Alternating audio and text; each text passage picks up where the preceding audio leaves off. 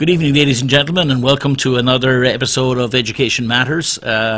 It's a beautiful day here in Manchester. It's the Tuesday before Christmas if you're watching this live. So if you'd like to watch this, or if you'd like to call in, if you're watching this live, the call-in number is 640-3091, and that number is on the screen if you're watching it live. This particular episode of Education Matters will be carried throughout the holiday period and actually the following week, because we will not have a live program on Tuesday the 26th. So let me take this opportunity to wish everybody a very happy Christmas, a happy holiday. Today happens to be the last day of Hanukkah, so people are getting their big gift today. So I'm joined today with a gentleman we're going to be talking about Senate Bill 193, which we'll get into in a second. But I'll be joined momentarily by Dan Vallone. So before we do that, I wanted to address something over the holiday period. As those of you who are used to watching the show will know, I'm a big advocate of reading, and I really like Dr. Vargas's. When he came here first, Dr. Vargas talked about one of his aims would be to have every child in the Manchester School District have a library card. And so to that end, the schools have been pushing the idea of reading as a lifelong skill. And so the schools, both elementary and middle schools, over the last week or two have been pushing the idea of children and young adults reading a book or more, if possible, over the holiday vacation. So if you go to the website mansd.org, that's the Manchester School District website, you'll find it on there. But just a brief reading from it describes this. It says the kids were in elementary school. Kids were given a card in the form of a board game, and so for every 15 minutes they read, the students will colour in or cross out a snowflake. A completed game board amounts to 5 hours of reading time. That's over the entire 2-week period, or week and a half. On the back of the elementary form, we have listed all of the events that are happening at the Manchester City Library locations during vacation week. We hope you have a chance to attend. So, encouraging young people to read over the Christmas period, and then visiting the library, because there are multiple activities going on in the library. And let me also say this, the library is also a great resource to find out things that are happening. There are always lots of free and low-cost events that are sponsored by or are taking part in the city during the time of the school vacation. So, getting out and partaking in those things is exciting. As far as middle schoolers are concerned, there was a challenge form given to every middle school student in the city of Manchester, and that asked them to read at least one book and write a brief review. Students can also rate the book. On the back of the form is a list of several popular titles that are suggestions, but they can actually read any book they would choose. If you need other ideas or something new, please visit the City Library for inspiration and to borrow one. The winter reading programme will run during the holiday break from December 23rd to January 2nd. Once your child has completed his or her reading record, it can be dropped off at the Manchester City Library locations or at the school libraries up until January the 10th, so for a full week after you go back to school. Each student who submits a reading record will receive a reading incentive prize from a local business. So there's a further incentive to do it. And I think high schoolers probably don't need to be told, but, I have a couple of those myself. So if you're a high schooler watching this, or the parent of a high schooler, go and read something over the vacation. So with that, I'd like to welcome Dan Vallone. Dan, welcome to Education Matters. Great, thanks. Great to be here. And Dan works with an organisation which I'll ask him to describe in a second, called Reaching Higher New Hampshire, based out of Concord. So Dan, if you would first of all take a moment to talk about yourself, perhaps, Sure, and about your sure. organisation and what you do. Yeah, great, absolutely. So I'll start with the organization. So Reaching Higher New Hampshire is a nonpartisan education policy nonprofit. And we really focus on trying to help engage the public in education policy decisions by providing analysis and research on the major education legislation, regulations, and all of the decisions around education that are going to affect our state's families, students, and educators. And so we produce a series of policy analysis on most of the legislation that comes out of the State House. We try and live stream on our Facebook page as many State Board of Ed meetings as possible to try and make sure people can still see what's happening there. And we host town halls and community events across the state to try and make sure that people are aware of the decisions that are being made about education in Concord and around the state. So we're based in Concord, but we work across the state, and we've had a really wonderful 2 years now of trying to just elevate the importance of public education and engaging as many people across the state as possible. And what's the genesis of Reaching Higher New Hampshire? How is it funded, or where does it come from? So we're grant funded from a number of funders who are philanthropy that wants to support high quality education for every student. And so the genesis was really this recognition that New Hampshire has been a leader when it comes to public education innovation. A lot of people don't know this, but we are the only state that received a waiver from the federal government to try and break away from the standardized testing that was done across the country and develop a unique New Hampshire-built model for how do you provide meaningful assessments for students that are project-based and give students choices with how they show their learning. And so recognizing that New Hampshire had this great momentum, a group of people kind of came together and said, how do we help build this out even further? What's the next step to make sure our communities feel engaged and feel a real strong sense of ownership over how New Hampshire educates its students? And so the organization came together about 2 years ago, and it's been a really great time. We've expanded over that time period, and we're really excited to move into 2018 and continue to do events like this. Okay, excellent. So I was anxious to talk in particular about Senate Bill 193, sure. Which is a bill that ultimately I would call it a school voucher bill, because you can couch it in other terms, and you might, but in this case, this is taking public money and using it for private or religious schools, something that's anathema to me, given the fact that we're in Manchester of all cities, because I think it's important to begin any discussion. I don't know if you begin there, but one has to recognize, if you're talking about education in Manchester, that first of all, it's the largest school district in the state of New Hampshire. It used to be larger. It used to be 1 in 10 children in the state of New Hampshire was in the Manchester school district, but we've divested ourselves, or I would have said pushed out, towns like Hooksett and Auburn and Candia, and previous to that Bedford. But we still represent about 1 in 12 of the kids in the state. We also have the highest number of kids in poverty. We've got the highest number of kids who don't have English as a native language. We've the highest number of immigrants. We have or refugees in the refugee program. We also, sadly, in the state of New Hampshire, happen to be in the city that spends least per student. We spend less than everybody else, bar one town, the town of Milan, which I challenge anybody to find on the map. God bless Milan. I'm sure it's a lovely place. But it's not a fair comparison, of course. But we spend less than everybody else. We also have the least number of teachers per student of any district in the state, which we're in a category on our own in that, because we don't just fall off the bottom of the sheet. We're like well off the bottom of the sheet. And let me just wrap that in something more positive. We also have amazing things going on in our city. Lots of innovation. We're at the cutting edge of lots of things. The school board, which I often rail against, and I think with great justification. I should rail more. At least there's been a great openness in Manchester to try new things and allowing innovation and all that stuff, and everything from the STEM program, or the STEAM, they call it STEAM now, but MST and other things. But my problem has been, and continues to be, the fact that when you've got the largest class sizes in the state of New Hampshire, the least number of resources in the state of New Hampshire, in a city, in a district that clearly needs more resources, then when people play around in Concord with formula that affect every penny that is taken away from the city of Manchester, can have very serious consequences. So that's just to set that up, sort of, so we understand where, because I think if we were having this conversation, if Reaching Higher New Hampshire were having this conversation in 10 other locations around the state, the conversation would be different in Portsmouth or in Rye than it would be in Keene, than it would be in Claremont, than it would be in Nashua. Manchester's ground zero for money being very central. So Let's go. So SB 193. If I were to, it's difficult to know. I don't know where to start. But let me say this. In my worldview,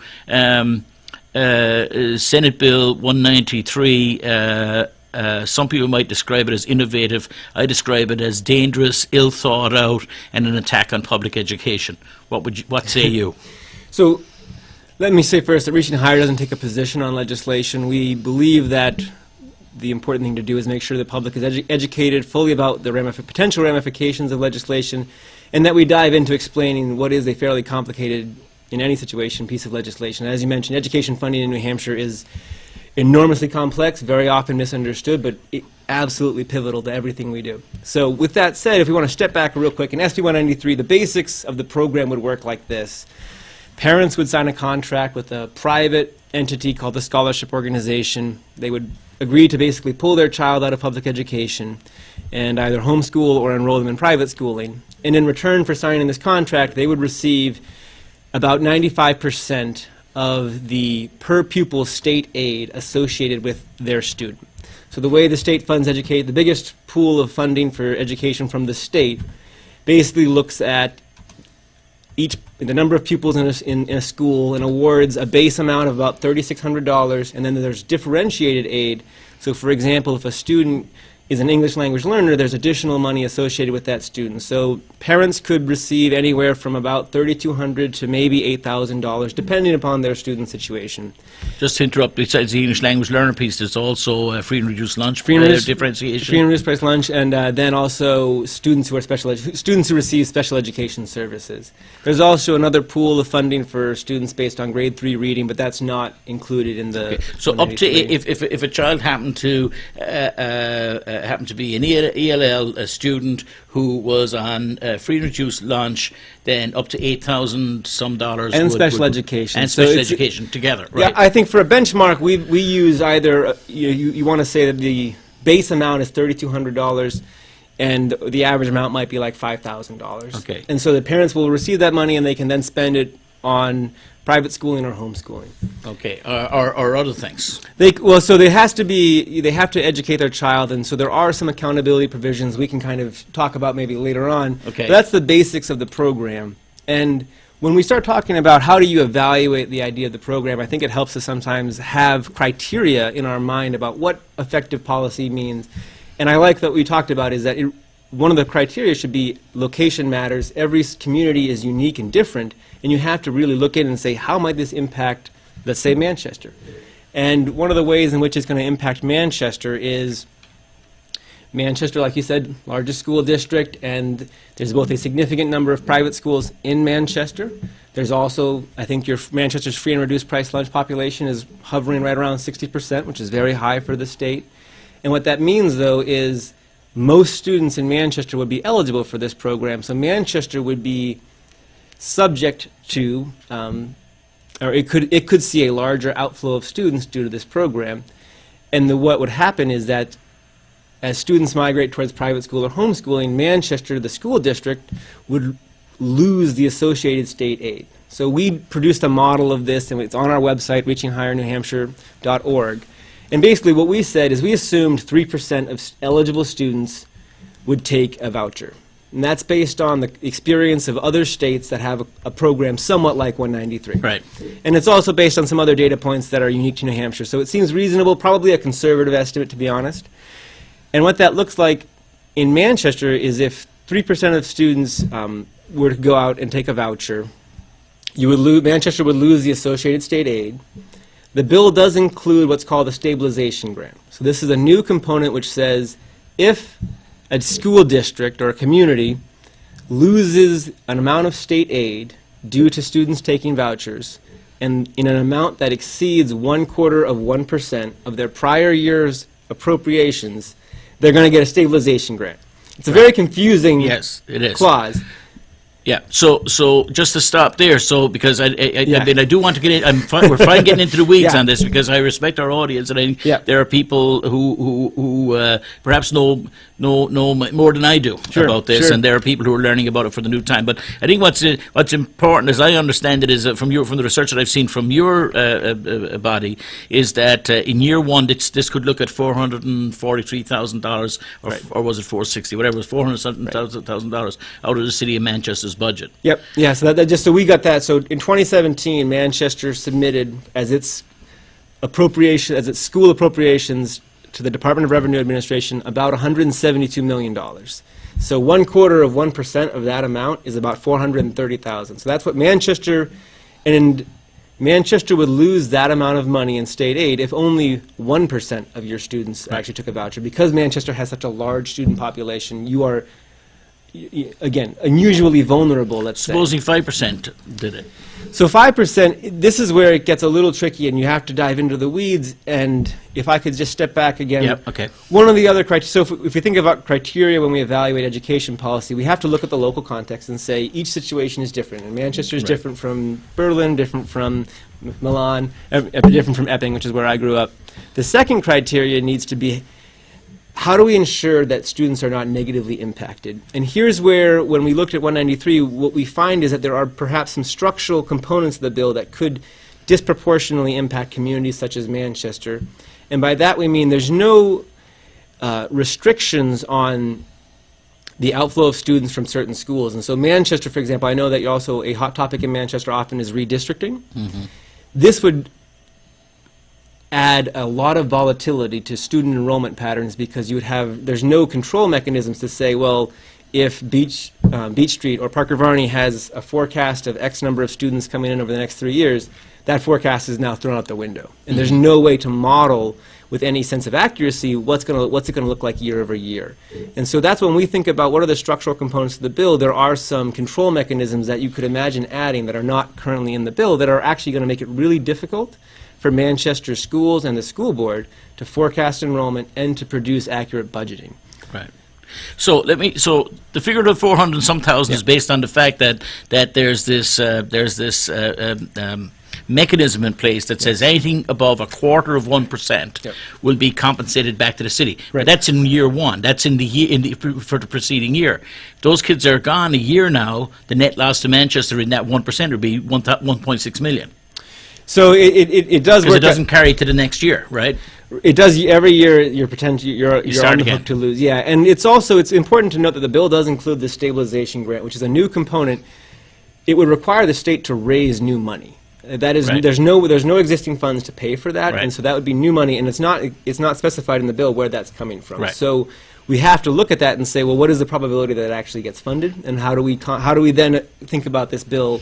And if that were your not there? organization is estimating right now that the state of New Hampshire will have to raise $31 million over the next 5 years. Yep, $31 million, and that's because the way the language in the bill says that each stabilization grant is given to a school for 5 years. So that means that if you continue to lose students and receive these stabilization grants, they kind of stack on one another. So in year 3 of this program, if you've lost enough students in years 1, year 2, year 3, you're now receiving 3 stabilization grants.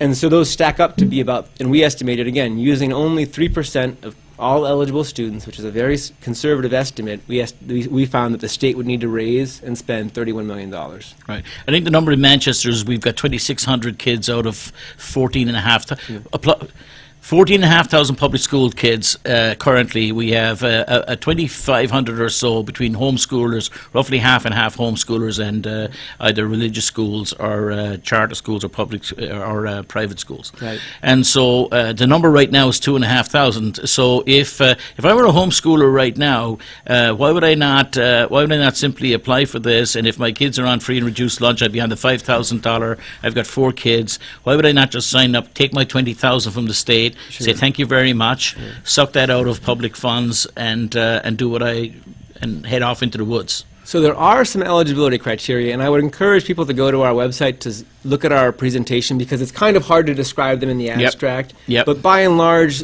the program is mostly restricted to students whose families earn less than 300% of the federal poverty level. Which, if I could interject, is around $72,000 for a family of four. Family of four, yep.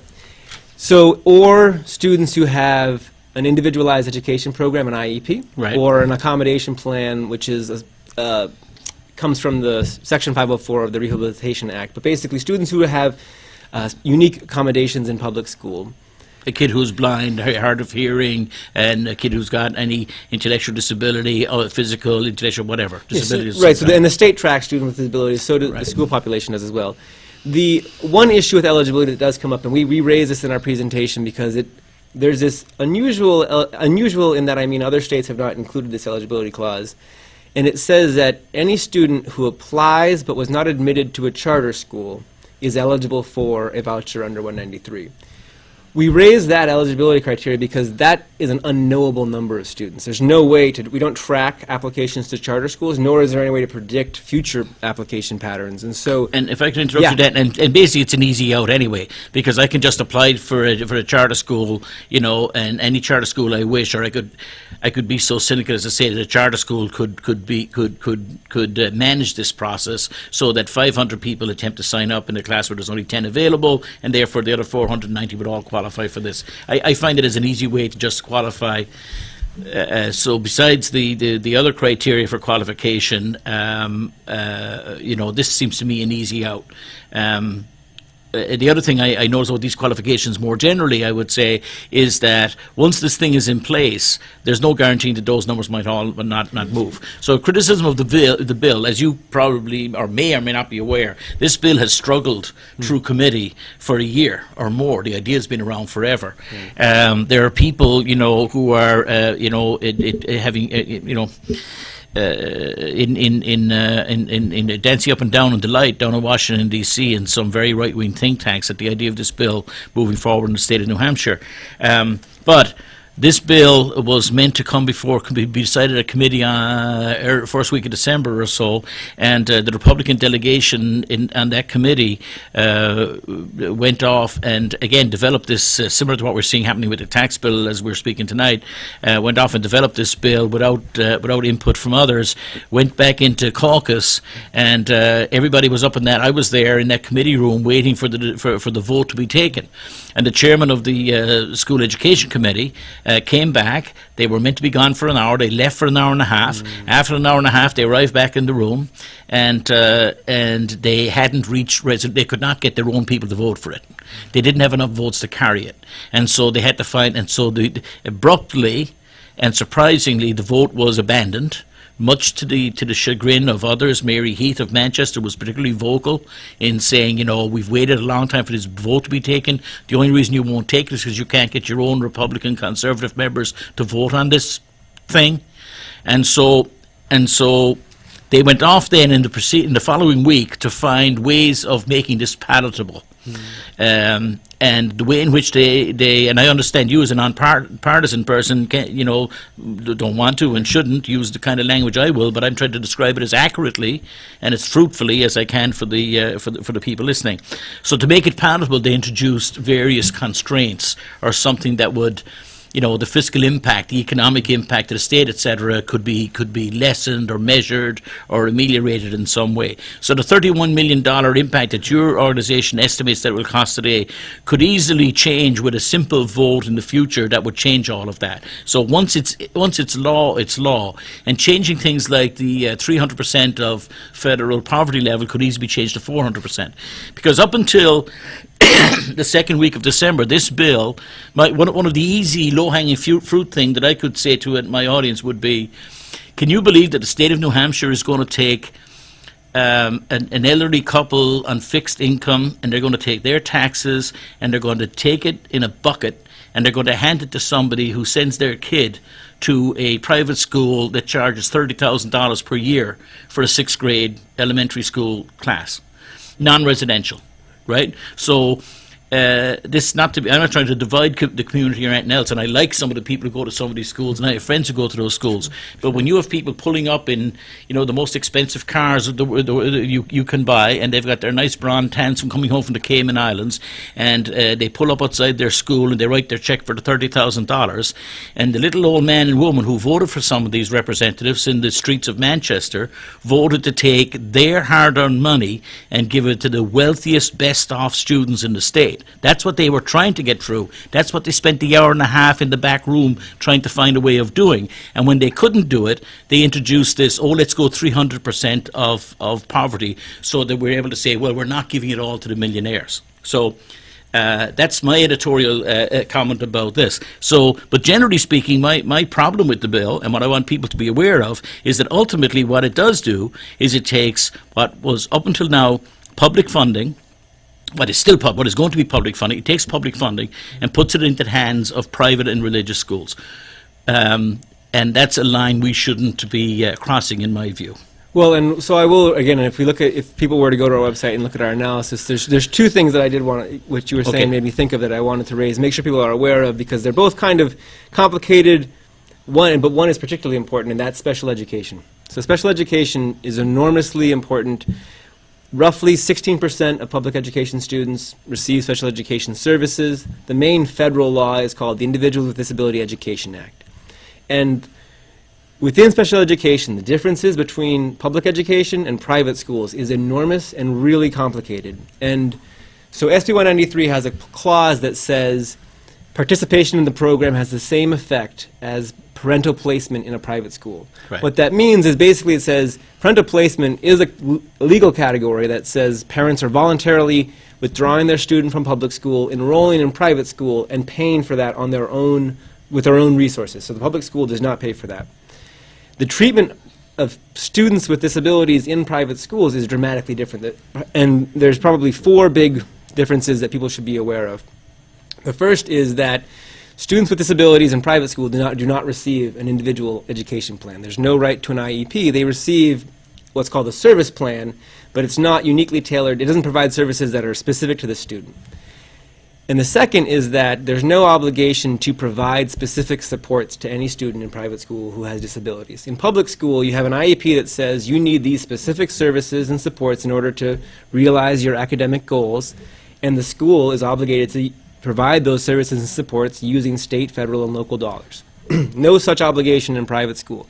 And that's really important, because the third big difference is that in private school, the way it works is, so if you're a student in Manchester right now and you're a student and you have an IEP, Manchester School District takes care of your special education services. If that same student were to take a voucher and go to Concord, to use a private school in Concord, Concord School District is now responsible for providing some services for that student. So you change school districts, because when private schools, it is the private school's local public school, not the family's local public school, that provides special education. And the fourth difference is that public schools are only obligated to spend a pro rata share of their federal dollars on private school students who need special education services. And when that share is basically proportionate to the number of students in private schools who need special education services, when that share is done, that's it. There's no obligation to spend any more. The issue with 193 that we highlight is that there's no obligation on the part of anybody to tell parents about those differences.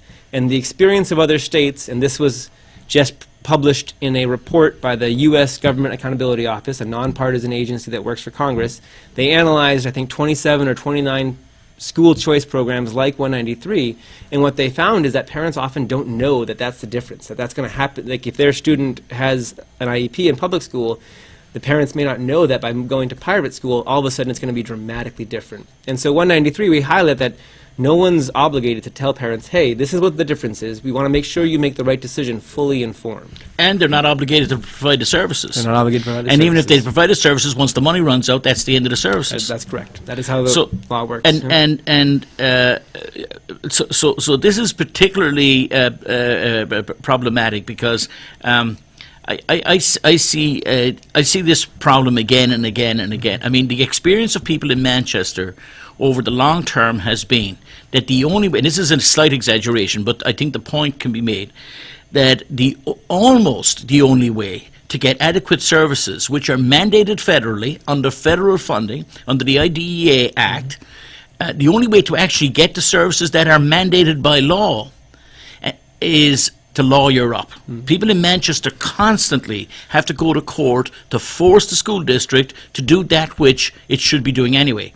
People in Manchester have court-ordered services that the district has gone to court, has been ordered by a judge to supply. This child requires the following services in order to have an equitable education, to have a fair chance at a reasonable life going forward. The judge says, he looks at the case, looks at the set of facts, and says this child needs this. And yet the district will constantly come back and claim and not provide fully, claim it's not available, claim they're doing their best, claim that, this goes on all the time. Now, I'm not an anti-Manchester administration person. I'm saying the constraints on Manchester are so great, and with the downshifting of costs from Concord down to Manchester over recent years, the pain, we fired 164 teachers just 4 or 5 years ago. We fired another 14 this year. We keep on doing this despite the fact we've got the least number of teachers per student in the state. So all the pressure is on not supplying these services to kids who need it. So if they're not getting it when it's clearly mandated by law, what chances are there that a kid in need of services is going to get them when the law no longer supports them? And secondly, I worry about the fact that parents wouldn't even be aware. Different from what you were saying about parents being aware. At one level, parents might not be aware that there's a difference. Parents might also not be aware that their kids actually require services. At what point, who's going to put up their hand in a private school accepting funds from the government to say, this child over here actually requires services? Now, clearly, if the child is immobile and requires a wheelchair, or is completely unsighted and requires those extreme cases are probably easier to determine. But what about all the kids on the cusp of these various things? There is no driver anywhere in the system that's going to stop some private enterprise, a for-profit enterprise, even in the case of this so-called, whatever it's called, a scholarship group in the state of New Hampshire, right? 5% of our funds is now going to a private organization to manage public money. Right. That 5% never existed before. The state of New Hampshire has decided to take 5% of these money that's being allocated and give it to a private enterprise. And by the way, that private enterprise, there's no constraints on the people involved in that enterprise from being involved in private for-profit schools or anything else. Is that correct? So there's very limited. So in terms of the accountability oversight of the scholarship organization, and we highlight this in our presentation, it is not as robust as what you find as the recommendations in, for example, charter school oversight, for example, which is somewhat comparable, or we can look at that as a proxy. There's all kinds of national recommendations about very stringent conflicts of interest preventions, and SB 193 lacks any kind of comprehensive level of ensuring that there's not a conflict of interest, because, as you mentioned, the bill does open up an entirely new array of education providers who could receive money, and so obviously it's very important that there be public oversight or understanding of where exactly are these dollars going. And I did want to note, I think that you reminded me that one of the issues that we did highlight, and again, this is something that most people don't know how special education works, because it's a very complex body of law. As you mentioned, for parents, for students, for educators, there is this, obviously it's oftentimes is a struggle to find that right balance, in part because both the federal level of government and the state have underfunded it. Right. Private special education. I believe I saw the figure that the federal education, when they passed IDEA, kind of said that we're going to pay X amount of dollars towards special education, and they are short about $18 billion on their side. So, well, originally, I don't remember the percentage. They were going to fund it at a percentage, and I don't remember it to be off the top of my head, 75% or some percent. But currently, it's funded at 17%. Very low. So, but this is a function again of the same kinds of persons, the same political ideology that is pushing this upon us. Are the same people who are underfunding special education, and the people who want to strip $900 million out of the Federal Department of Education, etc. So it's all part of a oneness about stripping stuff out. Let me ask you something else, and if I don't want to, I want to make sure that I'm correct in what I'm saying, because I this is not something I deal with every day. It's not my full-time job, but I despair trying to get the information into the hands of lay people on the street whose full-time job is going to work and raising a family and putting food on the table and making the best decisions for their child. But we have this new thing that has reared its head, both I believe even locally, but not here in Manchester just yet. But these are these organisations that are not schools, but they are education aids. And so so you have this entity that doesn't have to obey any of the rules of being a school or a charter school, because it's not. But what it can do is it can assist people who are homeschooling. So as a homeschooler, you could take your kids to this place and drop them off for 3 hours a day, because they're going to help you with your home education. So now, you and I, if we were disreputable people and immoral and cynical, we could say to ourselves, well, look at this beautiful big federal trough of money here. So we could set up an organization called the Dan and Jim Health or Education Assistance Group, and we could find some strip mall somewhere in Manchester, and people could drop off their kids for 2 or 3 hours a day. There'd be no qualifications for anybody working there, nobody inspecting it, nobody looking at it. But we could take $1,000 a year out of each one of the kids, or whatever we chose to spend. That's an egregious example of some of the stuff we've seen. And we look at some of the stuff that's happening around the country. We're opening the doors. Once we take away, as a taxpayer, I want my money to be spent responsibly, and I want people to be responsible for how it's spent, that can be held accountable. The lack of accountability in this bill is deeply disturbing to me.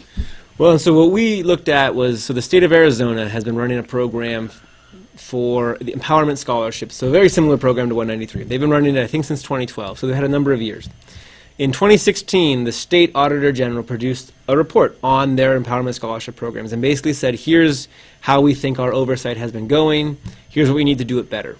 And they found a significant amount of fraud. When you have such amounts of money that are moving around, again, oversight becomes very important. They discovered about $100,000 worth of fraud in a 6-month period.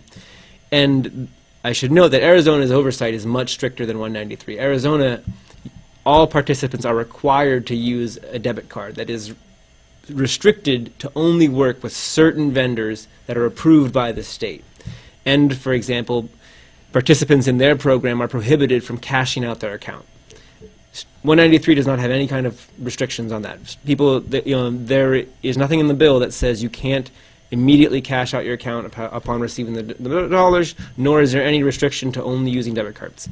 So with that said, Arizona said, we still need to move better. We actually need to proactively identify, be forward-looking in trying to say where are the risks that students or that families or participants are spending funds in a way that's outside the boundaries of the provisions of their law. So they're looking to, for example, identify patterns and what kind of vendors are showing up and maybe not actually producing very good outcomes for students.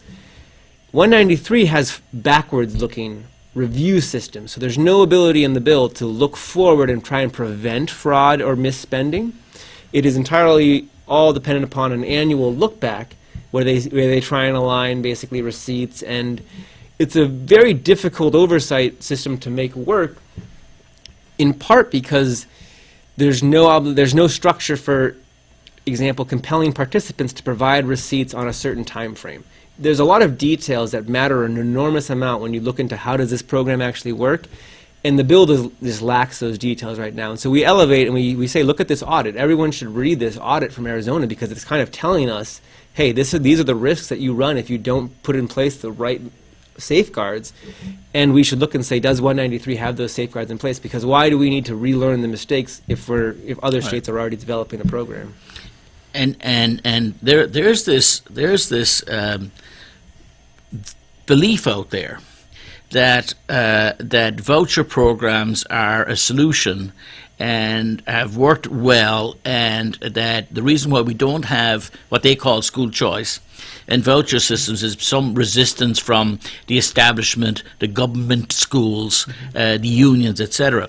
The actual literature, the research shows that in example after example across the country, we've seen fraud, we've seen incompetence, We've seen, I'm not saying there has never been excellence, we've seen that too. There are charter schools, public charter schools, who are examples of good schools. There are charter schools who are examples of the worst schools in the country. There are some charter schools that perform less well than the worst schools in the public in large cities and the worst schools in the large city. So there's no correlation between better educational outcomes, and I ask you to comment on this. There is no correlation between better educational outcomes and charter schools. And I say that on both ends of the spectrum. There's no correlation about them all being worse, because some of them are, and there's no correlation about them all being better, because some of them are that too. So basically, this false equivalence that people have, this mindset that they have, that somehow if I put the word charter before a school, I'm going to get better academic outcomes and better management of funds, etc. That's not the case. Well, and I think that it speaks to the fact that, and we encounter this a lot, but and there's a lot of reasons why this is the case, but I think that the public is actually not aware of how great New Hampshire's public schools are. For example, many people have heard, oh, the U.S. does very bad on standardized tests. We're constantly losing. And, if you look as an average across the country, we are about, we kind of rank in the middle. We're not at the bottom of international exams. We're in the middle. But here's the thing. If you look at the most recent PISA exams, PISA is an international exam. The U.S. participates in it along with, I think, 60 other countries. In the 2015 PISA exam, Massachusetts broke out its scores as a state. And Massachusetts scored right at the top, right alongside of all of the countries, Finland, China, Singapore, Korea, all the countries we think of as being world-class in education. Massachusetts is right there. New Hampshire didn't break out its scores as a state, but we also, if we now look and say, how does New Hampshire rank to Massachusetts on our own exams?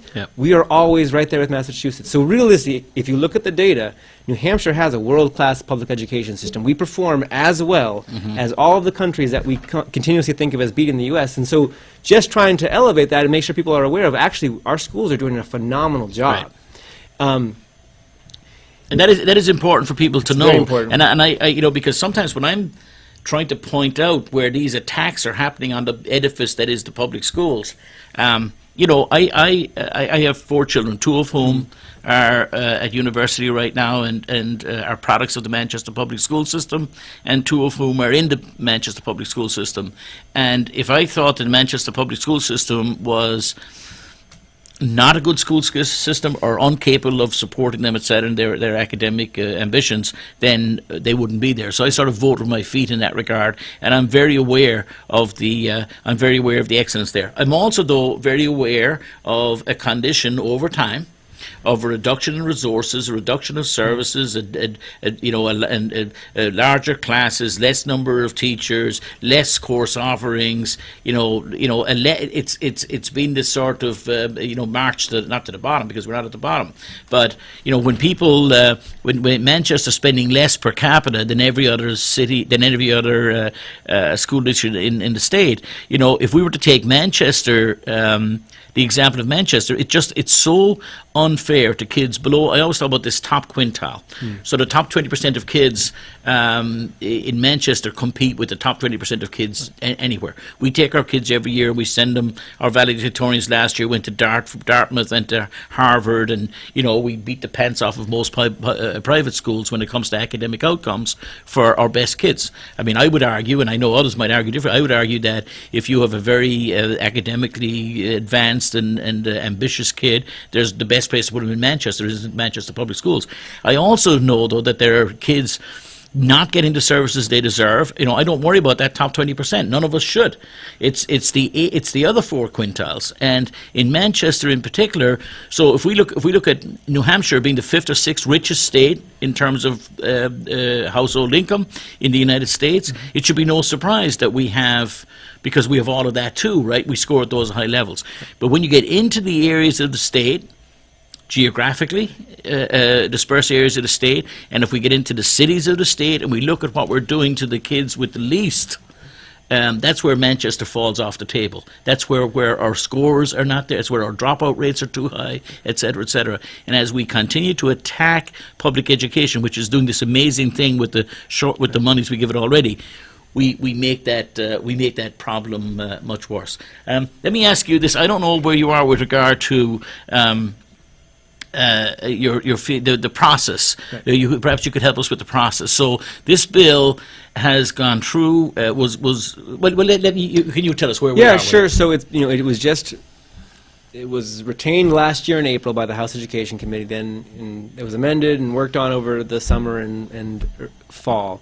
And then in November, the committee voted out to pass as amended, 10-9. And so it's going to go to the full. Could I just interrupt just there for a second? Sure. I think it's very important for people to know that on that 10-9 vote, one of the people who voted on that was the only Democrat to vote in favour of this recommending to pass was Barbara Shaw, who's an alderman for the city of Manchester, and she voted with the Republican majority to in that case. And I'm hope to have Barbara on this show at some time in the near future where she could explain that to me, because I'm nonplussed by that. But anyway, just so people know, 10-9 with a Manchester State rep being the deciding vote from where I sit. And so now it's scheduled for a full vote by the full House of Representatives on January 3rd. So they'll vote then, and then if it passes in the full House, there's actually a little bit of confusion as to what it should go to a finance committee, because there's a financial component to the bill, but it seems as though that's not necessarily certain. So there's some ambiguity about where it's going to go, but it should go to a finance committee if it passes the full House in January. Because, to be clear, right, under your estimate of the $31 million, that money is going to be found somewhere. Either the state of New Hampshire, in its great wisdom, is going to have to find some method of raising another $31 million.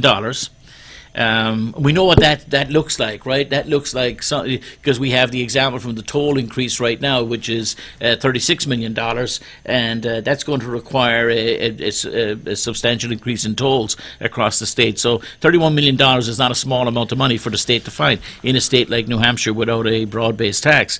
And so we might find these monies ending up in the laps of property tax or property owners, like every other expenditure in New Hampshire does. But so the right thing for the state to do would be to take this bill, if it is passed on the 3rd of January, and send it to finance.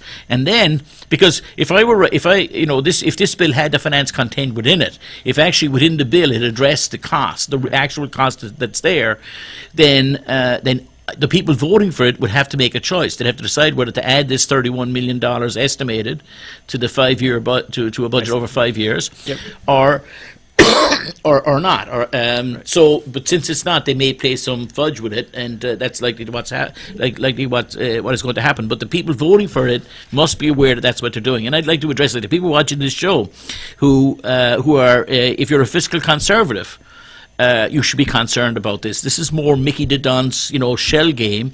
If you want to increase spending and increase, government spending in the state of New Hampshire, I'd love if people would do that for education. But if you want to do it to finance, people with adequate income to take their kids out of the public school system, or to finance private and religious schools, then I would hold my representatives' feet to the fire and say, where's the $31 million that's going to come from? And that's a question should be asked of Barbara Shaw and everybody else. So back to the process, and I'm sorry I'm doing editorial on you, and I'm not trying to make you feel uncomfortable by dropping those pieces in, but in the end, I mean, but at some point I have to draw some red lines in this conversation that say, here's some underlying, like, people are smart, they'll make their own decision. They're not going to do what Jim O'Connell says just because he speaks it quickly and loudly and in an Irish accent. People will do what they think is right, but I think it behooves me to sort of stress where these points are. So the process would be, and I'm sorry for interrupting on that one, but the process would be January 3rd, a very important vote, yep, in the House. And then what happens? When does the Senate get to look at it? Well, so it should go to a finance. If it goes to a finance committee, the committee then will look at it, and they have to vote on it and then send it back to the House. And at some point, the House will have to approve a version to then send to a committee of conference, because the Senate already passed this in the 17 session. A much different bill. It was a different bill, yeah. And then eventually both bodies will have to vote on a final reconciliation bill. And what timeline? What might that look like? Well, so I think crossover is in March of 2018, and that's kind of the time frame for bills to move back over. But because this has already been passed in the Senate, I think that they have a longer runway in theory, I think, to work on this, because I think that the session kind of has to wrap up around May or June, and so that's kind of where they would need to have it ready for the governor to sign. Right. Right. And so we could see this implemented, become active in the school year starting September 2018. it goes into effect 60 days after passage, so Right. which would be the 2018-2019 school year. Yep. Right. Why is the bill? Why does it go to 20? So, for instance, if I've got a kid, actually, cancel that.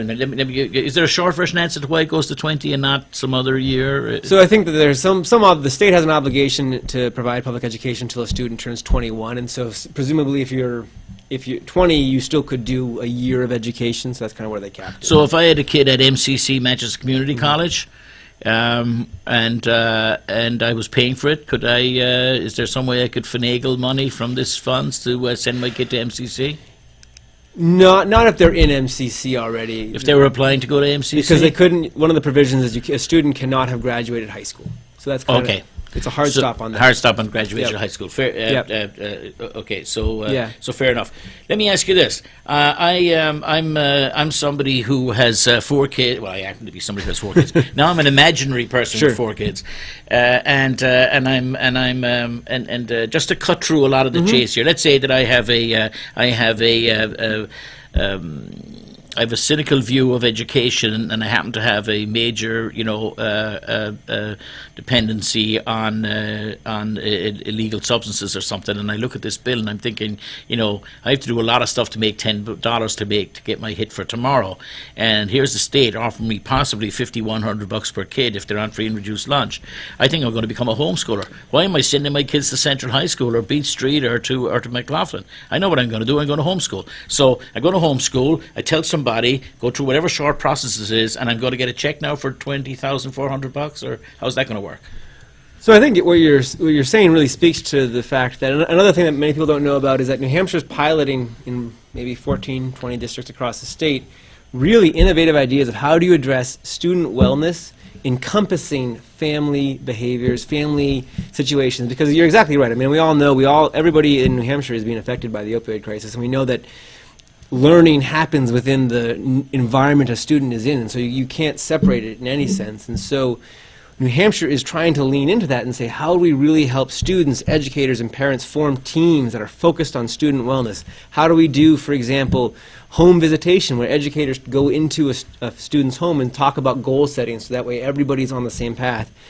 And the challenge with a bill such as SB 193 to those kinds of programs is, again, is it's structured so as to not allow predictability.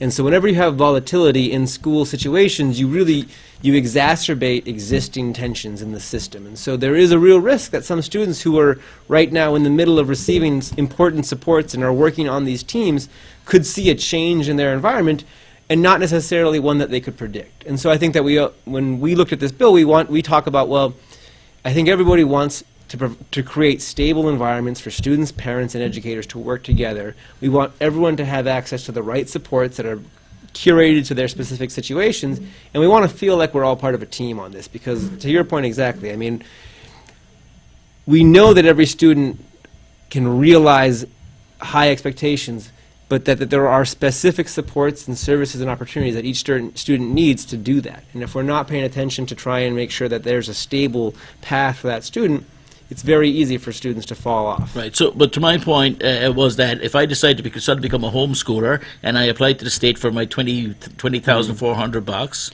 right? Am I going to get a check? Am I going to get a card? Am I going to get 2 checks a year? So the money gets deposited. So the way it works is the bill again, and this is where there are some details that are not in the bill.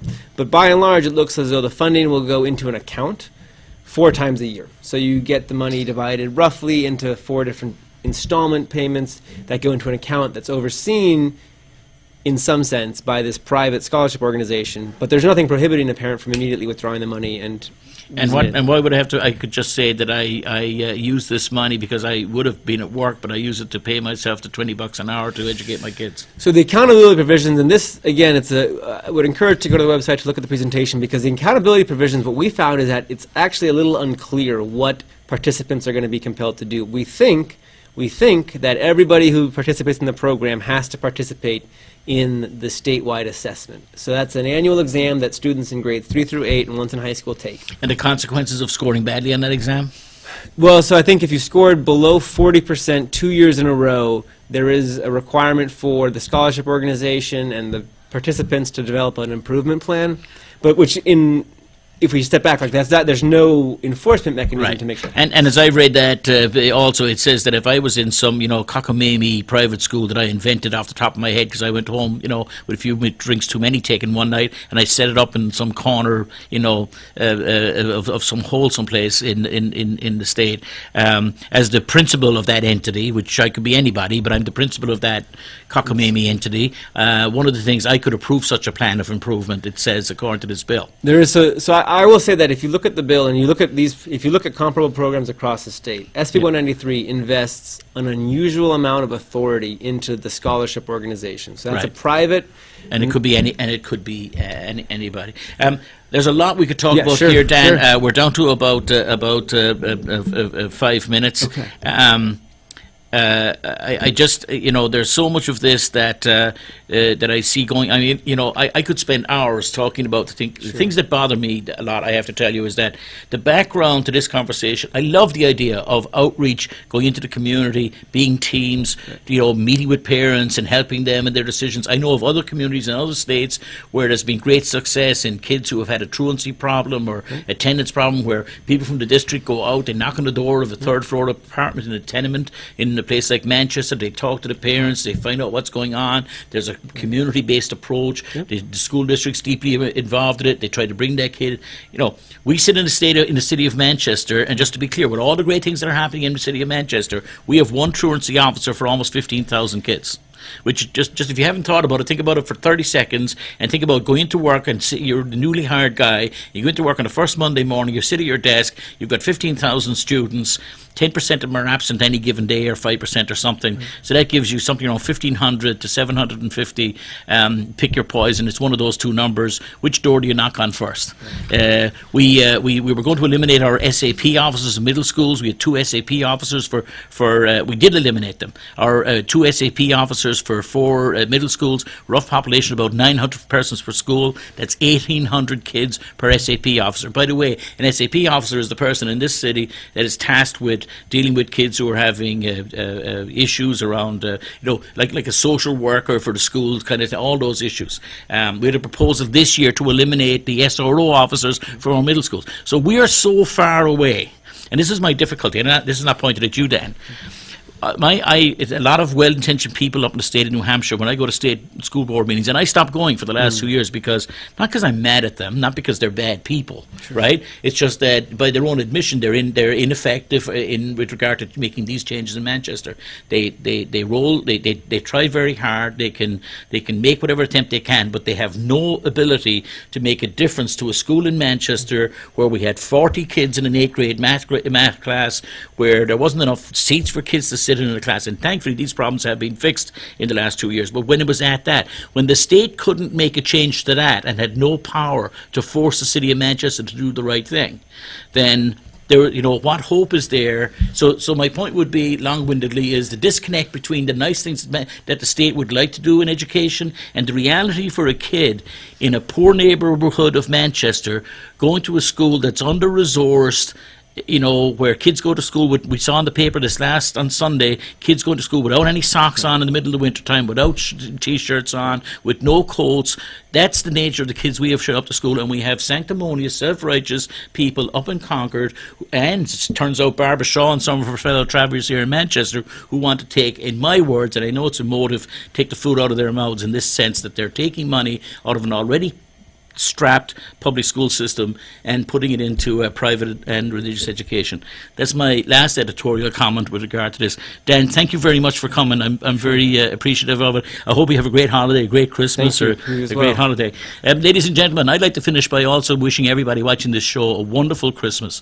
If you're celebrating Hanukkah, then happy Hanukkah tonight, or any other holiday that you're celebrating, but for me it's Christmas. Christmas is a favourite holiday of mine. I'm a parishioner Commissioner at the St. Joseph's Cathedral in Manchester, and I would like to say all those people who are interested in coming to a really beautiful service. There's a midnight mass at St. Joseph's Cathedral on Pine Street at midnight on Christmas, the night of Christmas Eve. There's also a 5 p.m. mass that day, and there are masses at 8:30 and 10:30 on Christmas morning. But that midnight mass is a beautiful, lovely hymns and whatever. It's a very spiritual experience. So you'd be very welcome, and you might find even me sitting there smiling at the back of one of the pews. Have a great holidays, ladies and gentlemen. Thanks again to Dan, and we'll see you in 2 weeks. All the best. Bye bye now.